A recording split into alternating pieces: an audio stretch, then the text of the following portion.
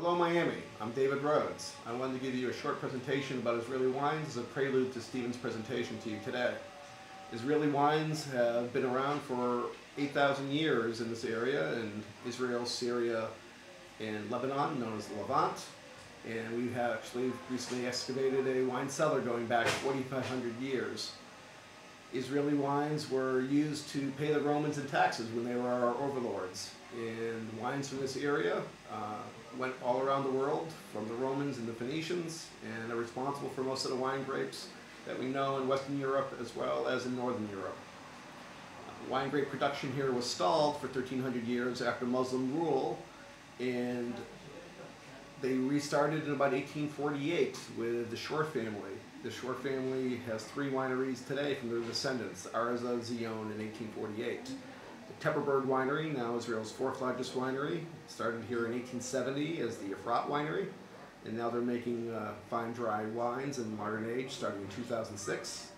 And the Carmel Winery started in the 1880s as an effort from Baron Lafitte Rothschild, Edmund Rothschild, and it stalled because of phylloxera, not a huge demand for Israeli dry wines, as well as the lack of refrigeration to ship the wines internationally, responsible for, of course, the wine surge in the 1980s.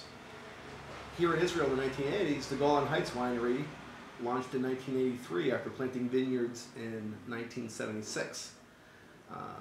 This was the first large commercial winery in Israel to make fine wine, single varietal wines. In 1985, the Tishbe Winery broke off from the Carmel Collective, and it was the launch of many different wineries, dozens of wineries that would soon break off from Carmel.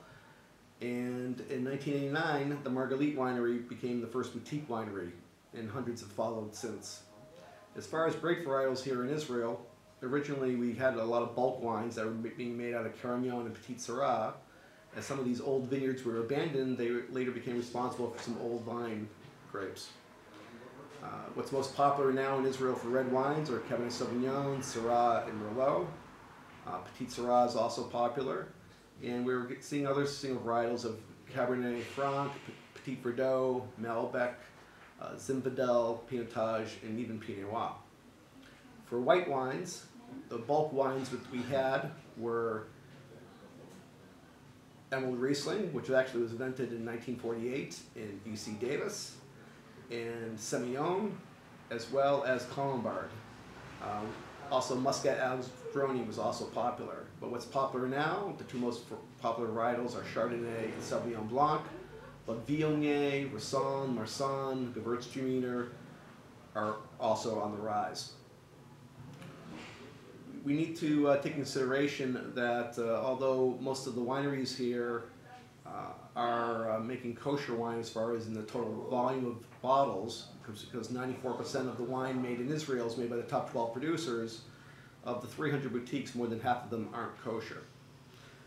There's different levels of kosher to take into consideration, especially for the United States. There's kosher for just general consumption, but in restaurants and as well as in event halls, Vushal, whether the wine has been flash pasteurized, is an issue if they believe that non-Jews will be handling the wine and pouring it for religious Jews. Although in Israel, since it's considered that most wine is going to be poured by Jews, the industry has actually walked away from Vushal as part of their own production, and they typically only make it for export and only at their lowest level wines. So that's basically just a synopsis of what's going on here in Israeli wine, and I hope that you, after you taste some of the wines that Steve's presenting, that you have a better image of Israeli wines than you've had before. Of course, we're winning worldwide recognition in magazines as well as in competitions, and I think after you taste the wines, you'll know why.